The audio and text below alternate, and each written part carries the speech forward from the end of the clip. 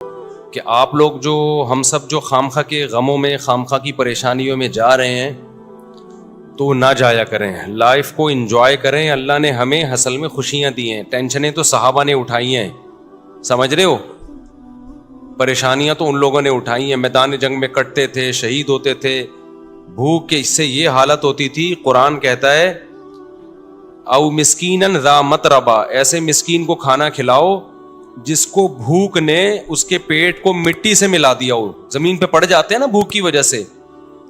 وہ لوگ تھے اصل میں جن کو پریشانی تھی, غربت کی, مہنگائی کی. ہمیں وہ پریشانیاں نہیں ہیں, ہم غریبیوں پہ اعتماد کر کے بیٹھ گئے ہیں. تو خوش رہنا سیکھو. اللہ کو یہ نا ٹیڑے میڑے چہرے پسند نہیں ہیں. ہر وقت مصیبت میں یار یہ نہیں ہو رہا, یہ نہیں مل رہا, یوں نہیں مل رہا, ایسے نہیں ہو رہا, یہ اللہ کو خوشی نہیں ہوتی, اللہ کو غصہ آتا ہے. دیکھو ایک باپ اپنے بیٹے کو کھلاتا ہے, پلاتا ہے, اس کو مختلف چیزیں دے رہا ہے, بلکہ باپ سے زیادہ شوہر کی مثال زیادہ اچھی طرح سمجھ میں آئے گی. ایک شوہر ہے اپنی بیگم کو کھلاتا بھی ہے, پلاتا بھی ہے, اس کو شاپنگ بھی کراتا ہے, اس کو تمام نعمتیں دے رہا ہے. بیگم ہر وقت منہ بنا کے بیٹھی رہتی ہے. کتنا غصہ آئے گا نا مرد کو, کیونکہ ہم لوگ آدمی ہیں نا, ہم لوگ کو پتا ہے ان چیزوں کا. کتنا غصہ آتا ہے نا. آدمی کہے گا بیگم کبھی منہ پہ مسکراہٹ بھی لے آیا کرو, کبھی اچھا بھی بول دیا کرو. ایک آدمی کسی کے گھر گیا, میزبان نے کہا یہ کھانا کھائیے, مہمان نے کہا نہیں, میزبان نے کہا کبھی اچھا بھی کھا لیا کریں, آ جائے کھانا کھا لیں آپ, ٹھیک ہے نا. تو کتنا غصہ آتا ہے نا آدمی کو ناشکری بیوی پہ. بھائی بیگم کبھی منہ سے اچھا بھی بول دیا کرو.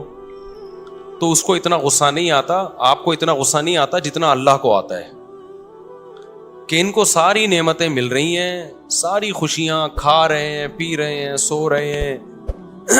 ان کو ٹینشن اس کی ہو رہی ہے میرا بچہ سٹی اسکول میں کیوں نہیں پڑھ رہا, بیکن ہاؤس میں کیوں نہیں پڑھ رہا, اور مجھے ذاتی گھر کیوں نہیں مل رہا. تو اللہ کو غصہ آتا ہے ان چیزوں پہ. تو اللہ کو خوش لوگ پسند ہیں, سمجھتے ہو. غمزدہ لوگ اللہ کو بالکل بھی پسند نہیں ہیں. غم صرف ایک اٹھاؤ, آخرت کا. غم کون سا اٹھاؤ؟ آخرت. میں آپ کو بتاؤں, ہم نے اللہ والوں کو دیکھا ہے, ان کو جب کوئی دنیا کی مصیبت پہنچتی ہے نا تو ان کو غمزدہ ہوتے ہوئے شرم آ رہی ہوتی ہے. غمزدہ ہوتے ہوئے شرم آ رہی ہوتی ہے کہ اللہ کو کیا منہ دکھائیں گے. اللہ کہے گا اتنی خوشیاں تجھے دی ہیں. ہمارے حضرت مفتی رشید احمد صاحب رحمہ اللہ آخر عمر میں بیمار ہو گئے, تو جب کوئی ان کے پاس عیادت کے لیے جاتا نا تو ایک عالم آئے ان کی خدمت میں, عیادت کے لیے گئے اور کہنے لگے آپ کو دیکھ کے بڑی ٹینشن ہو رہی ہے. تو حضرت نے فرمایا مجھے تو ہو نہیں رہی, آپ کو پتہ نہیں کیوں ہو رہی ہے. انہوں نے فرمایا کہ میری عمر 70 سال سے زیادہ ہو گئی ہے, اب بھی بیمار نہیں ہوں گا تو کب ہوں گا بیمار بھائی. اب تو اس عمر میں تو زیادہ تر لوگ مر چکے ہوتے ہیں, ہم زندہ ہیں اس پہ غنیمت ہے بھائی. تو ٹینشن نہیں لے رہے تھے. وہ کہہ رہے ہیں اب بھی نہیں بیمار ہوں گے تو کب ہوں گے بھائی, اب تو بیماری کی عمر ہے بھائی, اب تو جو ہے غریبی چل رہا ہے. پھر بھی مانتے نہیں تھے کہ میں بیمار ہوں. ٹھیک ہے نا, ان کو کہ مجھے شرم آتی ہے اپنے آپ کو بیمار کہتے ہوئے. بلکہ حضرت تو یہاں تک فرمایا کرتے تھے اگر بیمار ہو نا دوائیں چھپ کے کھایا کرو, دنیا کو نہ بتایا کرو میں بیمار ہوں, میں یہ ٹیبلٹ. آج کل دوائیں کھانا فیشن بن گیا ہے.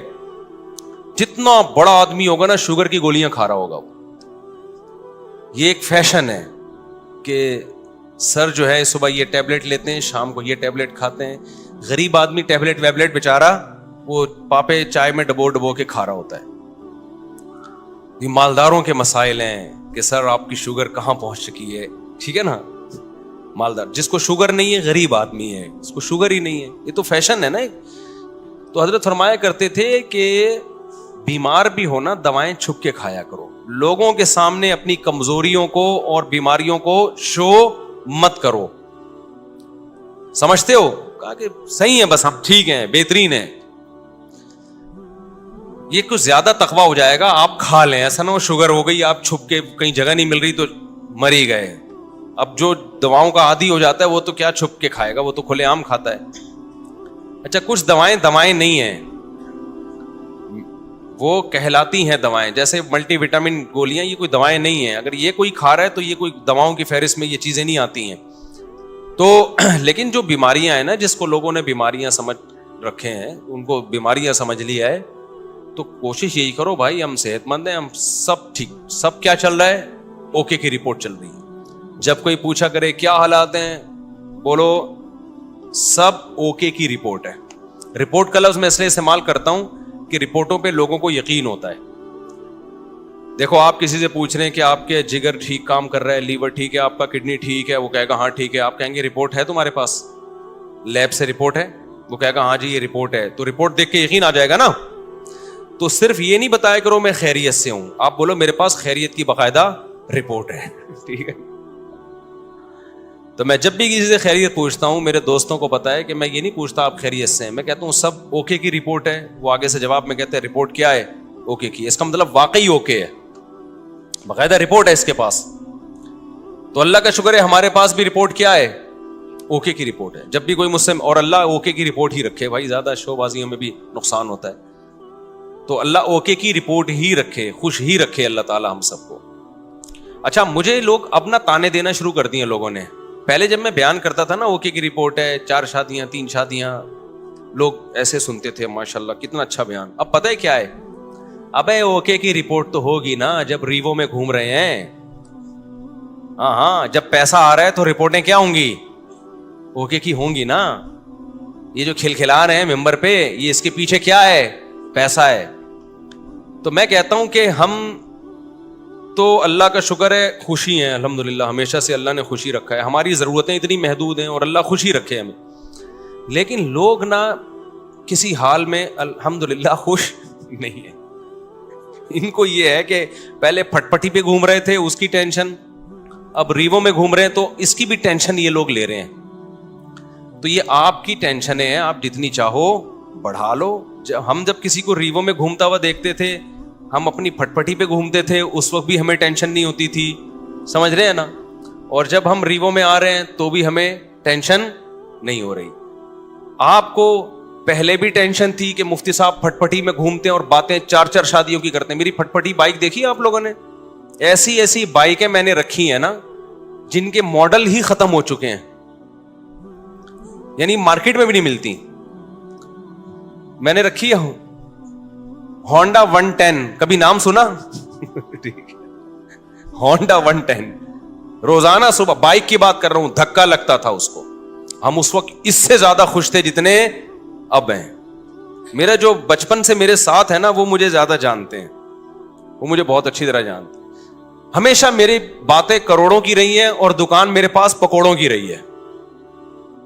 اللہ کا شکر ہے میرے ساتھ جو میرے بچپن کے دوست ہیں وہ جانتے ہیں پیسوں کی تو ہمارے کبھی بات ہی نہیں کی ہم نے, نہ پیسہ کمانے کی کبھی فکر کی ہے. تو پھر ہم نے گاڑی جب میں نے خریدی نا FX, پرانا ماڈل جس کی چھت پچکی ہوئی تھی, 40,000 قسطوں پہ میں نے گاڑی لی تھی. 40,000 قسطوں پہ, 3,000 منتھلی قسط تھی. لوگ کہتے تھے اتنی سستی قسطوں پہ کہاں سے مل گئی.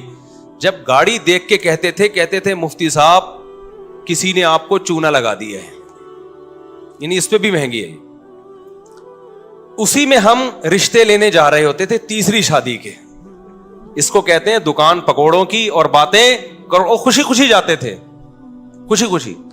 اسی گاڑی کو دیکھ کے رشتے ریجیکٹ بھی ہوتے تھے, ٹھیک ہے نا. پھر بھی ہم اب سے زیادہ خوش تھے الحمدللہ. اب سے جتنے اب خوش ہیں اس سے زیادہ خوش تھے. تو نہ ہم FX میں ہم پریشان تھے. میں تو اس پہ خوش ہو رہا تھا یار ہماری اوقات تو FX کی بھی نہیں ہے. 40,000 قسطوں پہ منتھلی. وہ خریدی کیوں میں نے, میرے پاس سہراب موٹر سائیکل تھی. سہراب کا نام سنا ہے؟ اچھا اصل میں میرے پاس تھی GTO 125. میرے والد صاحب کا جب انتقال ہوا نا, پیسے ملے, ہم نے کہا آپ گاڑی ہلکی نہیں رکھے. ہمارے شوق ہمیشہ سے بادشاہوں والے رہے ہیں. اس وقت کراچی میں GTO 125 کاواساکی سے بہتر کوئی بائک نہیں ہوتی تھی. جو کراچی کے لوگ ہیں وہ جانتے ہیں, سب سے لگژری بائک یہی تھی. تو میں نے وہ خریدی تھی اور اس کو میں نے 20,000 کلومیٹر تک چلایا ہوگا کم از کم, کیونکہ 70 کلومیٹر تو جامعۃ الرشید آنے جانے کی ڈرائیو تھی میری نیول کالونی سے. ایسی لگژری بائک ہم نے رکھی ہوئی تھی. پیسہ بچاتے نہیں تھے ہم, اس کی ٹنکی میں ہی جو بھرنے میں پیسہ لگتا تھا. تو ہم نے ہمیشہ سے سوچا کیا ہے, اوپر ہی کا سوچا ہے. جس کو بچانے کی فکر ہوتی ہے نا, وہ مالدار بننے کا شوق ہوتا ہے, وہ ٹینشن لیتا ہے. ہمیں مالدار بننے کا شوق شروع سے الحمدللہ